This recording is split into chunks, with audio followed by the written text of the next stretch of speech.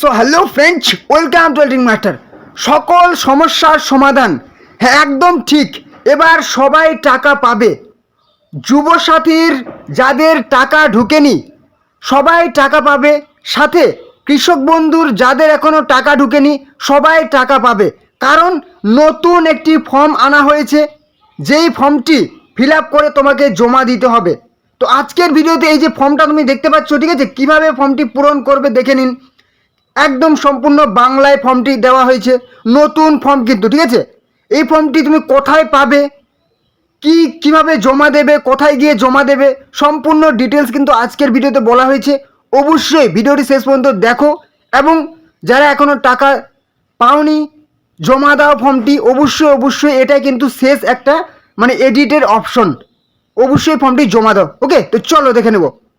তো এই যে দেখতে পাচ্ছ ফর্মটা, এই ফর্মটাই কিন্তু তোমাকে ফিল আপ করে জমা দিতে হবে, ঠিক আছে। তো অনেকেই বলবে যে এত ঝামেলা। দেখো, এটা কিচ্ছু করার নেই। উপর থেকে যেরকম করে বলা হয়েছে তোমাদের সামনে সেই একদম ইনফরমেশনগুলি কিন্তু প্রোভাইড করে দিচ্ছি, ঠিক আছে। যেটা করতে হবে সেটাই কিন্তু তোমাদের সামনে প্রোভাইড করে দিচ্ছি। আমাদের হাতে কিচ্ছু করার নেই, তোমাদেরকে শুধু তথ্যগুলি আমরা পৌঁছে দিচ্ছি। অনেকে অনেক রকম কমেন্ট করছো, কিচ্ছু করার নেই। তো চলো এবারে চলে আসি এই ফর্মটা তুমি কীভাবে ফিল আপ করবে। আমি একটু ফর্মটি জুম করে নিচ্ছি। দেখো লেখা আছে, টু দিয়ে লেখা আছে দ্য ব্লক ইউথ অফিসার। এটা কিন্তু শুধুমাত্র বেলডাঙ্গা, মুর্শিদাবাদের বেলডাঙ্গা সেই বিডিও অফিসের আন্ডারের থেকে, কিংবা তুমি যদি অন্যান্য রাজ্য থেকে হও, অন্যান্য জেলা থেকে হও, তুমি দার্জিলিং, জলপাইগুড়ি, কোচবিহার, উত্তর দিনাজপুর, দক্ষিণ দিনাজপুর, মালদা, মুর্শিদাবাদ, সমস্ত সেই উত্তর চব্বিশ পরগনা, দক্ষিণ চব্বিশ পরগনা, সেই কলকাতা, হুগলি, হাওড়া, পুরুলিয়া, বাঁকুড়া, সমস্ত ক্ষেত্রে কিন্তু তোমরা নিজের সাধারণত বিডিও অফিসে যাবে।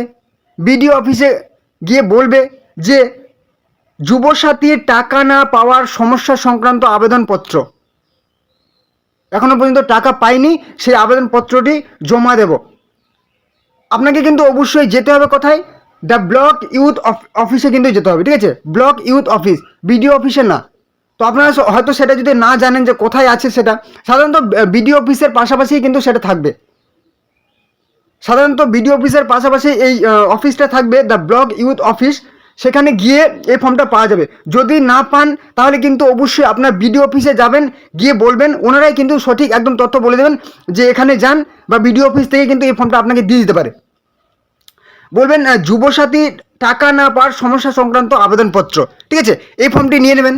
এবার নেওয়ার পর ফর্মটি কিন্তু পুরোপুরি একদম বাংলাতে লেখা আছে, আপনি ইংরেজিতেও লিখতে পারেন ফর্মটি ফিল আপ করার সময়, অসুবিধা নেই। কী বলা হয়েছে, মহাশয় সবিনয় নিবেদন এই যে আমি শ্রী, নিজের নাম লিখবেন, এই যে দেওয়া আছে নিজের নাম, এখানে নিজের নাম কিন্তু পুরো নামটা লিখবেন। বাংলাতেও হতে পারে, ইংরেজিতেও বড় হাতের অক্ষরে লিখতে পারেন, কোনো অসুবিধা নেই। গ্রামের নাম দেবেন। পোস্ট অফিস, এখানে পোস্ট অফিসের নাম দেবেন। তারপর বলে দিচ্ছে এখানে কিন্তু এখানে কিচ্ছু করার নেই, এখানে আপনার সেই নিজের ঠিকানাটা দেওয়া থাকবে, আপনার সেই বিডিও অফিস কিংবা আপনার জেলার। বলেছে ব্লক বেলডাঙ্গা 1, জেলা মুর্শিদাবাদের বাসিন্দা। আমি যুবসাথী স্কিমে কার্যরত রয়েছি, কিন্তু আমার ব্যাংক অ্যাকাউন্টে এখনও পর্যন্ত 1500 টাকা পাচ্ছি না। আমার অ্যাকাউন্ট নম্বরে কিছু ভুল বা সমস্যা রয়েছে বলে মনে হচ্ছে, এ কথাটা আপনি এখানে উল্লেখ করা আছে, ঠিক আছে। অতএব আমার আবেদনপত্রটি বিবেচনা করে প্রয়োজনীয় ব্যবস্থা গ্রহণ করার জন্য আপনাকে অনুরোধ জানাচ্ছি। তারপর এখানে আবেদনকারীর বিস্তারিত তথ্য, এখানে নাম, আবার আবেদনকারীর নিজের নাম লিখতে হবে। ফোন নাম্বার, এখানে ফোন নাম্বার দিয়ে দেবেন। ব্যাংকের নাম ও শাখা, এখানে কিন্তু আপনার ব্যাংকের নাম দেবেন, ব্যাংকের শাখা সেটা উল্লেখ করে দেবেন, ঠিক আছে। এবারে আরেকটু নিচে চলে আসি। এখানে কিন্তু আপনাকে বলেছে অ্যাকাউন্ট নাম্বার, ব্যাংকের অ্যাকাউন্ট নাম্বারটা এখানে দেবেন। এবারে চলে আসি আধার নাম্বার, এখানে কিন্তু আইএফএসসি যে কোডটা দেওয়া আছে, যে আইএফএসসি কোড, ঠিক আছে, এই যে আইএফএসসি কোডটা এখানে দিয়ে দেবেন ব্যাংকের। এখানে ব্যাংকের নাম দেবেন, ব্যাংকের শাখা দেবেন, ব্যাংকের অ্যাকাউন্ট নাম্বার দেবেন, আইএফএসসি কোড দেবেন। খুব সুন্দর করে লিখবেন, কারণ এগুলাই কিন্তু বেশিরভাগে ভুল হয়েছে। আধার নাম্বার এখানে বসিয়ে দেবেন।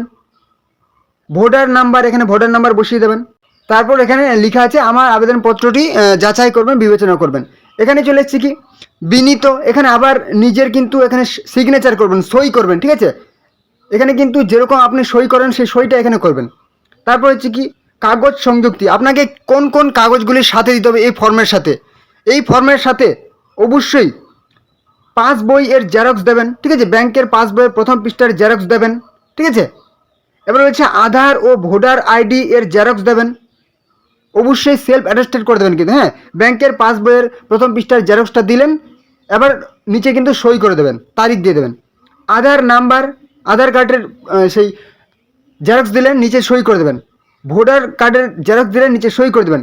টাকা না পাওয়ার সেই এই যে ফর্মটা, এই ফর্মটা কিন্তু সাথে লাগবে। মানে 4টি টোটালস কিন্তু কাগজ আপনাকে সেই জমা দিতে হবে। যেখান থেকে ফর্মটি পাবেন সেখানেই জমা দেবেন, মানে সাধারণত সেই ব্লক ইউথ অফিসে জমা দেবেন।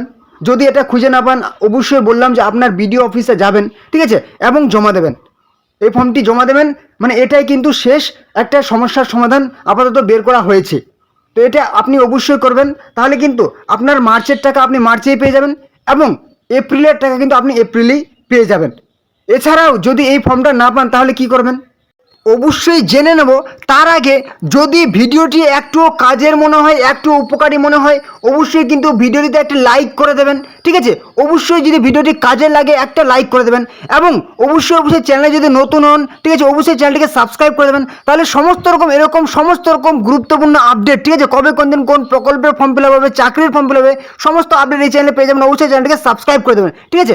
এবং ভিডিওটিতে অবশ্যই কোনো রকম সমস্যা হলে কিন্তু কমেন্টে জানাবেন, কোনো প্রশ্ন থাকলে কমেন্টে জানাবেন এবং অবশ্যই ভিডিওটি আপনাদের বন্ধু বান্ধবী আত্মীয় পরিজনের সাথে অনেক হোয়াটসঅ্যাপ ফেসবুক গ্রুপে শেয়ার করে দিন, যাতে তারা এই গুরুত্বপূর্ণ ইনফরমেশনগুলি পেয়ে যায়। ওকে, তো চলো দেখে নেব। যদি আপনি ওই ফর্মটি না পান তাহলে কিন্তু আপনাকে বিডিও অফিসে গিয়ে একটা সাদা কাগজে কিন্তু আবেদনপত্র জমা দিতে হবে।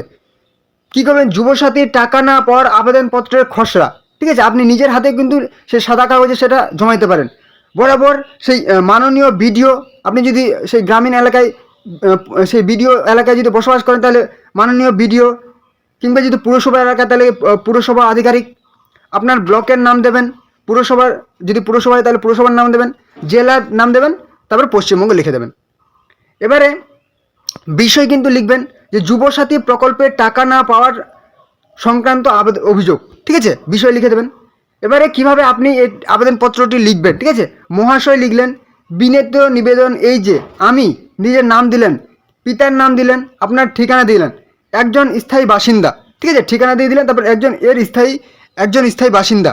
আমি পশ্চিমবঙ্গ সরকারের যুবসাথী প্রকল্পে আবেদন করেছিলাম এবং আমার আবেদনটি অনুমোদিত হয়েছে, কিন্তু অত্যন্ত দুঃখের বিষয় গত তারিখ দেবেন এর মেসেজ বা স্ট্যাটাস অনুযায়ী টাকা পাঠানো হলেও আমার ব্যাঙ্ক অ্যাকাউন্টে টাকা এখনও পর্যন্ত ঢুকেনি।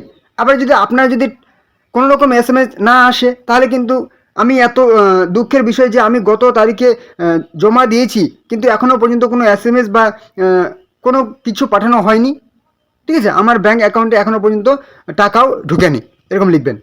তারপর একটু নিচে চলে আসুন, আমার আবেদনপত্র সংক্রান্ত তথ্য নিচে দেওয়া হলো, এরকম করে লিখবেন। যুবসাথীর আইডি লিখবেন, তারপর আপনার যুবসাথীর আইডিটা লিখে দেবেন। হয়তো অনেকেরই কিন্তু নেই, কিছু করার নেই, ফাঁকা লিখে দেবেন। আবেদনকারীর নাম, এখানে আপনার নাম লিখে দেবেন, ঠিক আছে। ব্যাঙ্ক অ্যাকাউন্টের নম্বর লিখে দেবেন, আইএফএসসি ব্যাংকের নাম এবং আইএফএসসি নম্বর লিখে দেবেন। মোবাইল নাম্বার, এখানে আপনার মোবাইল নাম্বারটা লিখে দেবেন। এবার বলেছি কি, ব্যাংক কর্তৃপক্ষ জানিয়েছে যে আমার কেওয়াইসি সম্পন্ন আছে, মানে আপনার যদি কেওয়াইসি ঠিক থাকে তাহলে এটার কথাটা লিখবেন, তবুও টাকা আসেনি, সম্ভবত ট্রানজ্যাকশান ফেইল্ড বা অন্য কোনো কারিগরি সমস্যার কারণে হয়তো এই টাকাটি আমার আসেনি। তারপর সবার শেষে, অতএব মহাশয়ের কাছে বিনীত প্রার্থনা, আমার বিষয়টি খতিয়ে দেখে দ্রুত বকেয়া টাকা পাওয়ার ব্যবস্থা করে বাধিত করবেন, ঠিক আছে। ধন্যবাদান্তে স্বাক্ষর নিজের সই করে দেবেন, নাম এবং তারিখ দিয়ে দেবেন, ঠিক আছে। এই ছিল কিন্তু আপনি কিন্তু নিজের হাতে কিন্তু একটা সাদা কাগজে এই আবেদনপত্রটি জমা দিতে পারেন। যদি আগের ফর্মটি যদি পেয়ে যান আপনার সেই ব্লক ইউথ অফিসে কিংবা বিডিও অফিসে গিয়ে যদি পেয়ে যান তাহলে কিন্তু সেটা করবেন, যদি না পান তাহলে কিন্তু এইভাবে আপনি ফর্মটি ফিল আপ করে জমা দেবেন।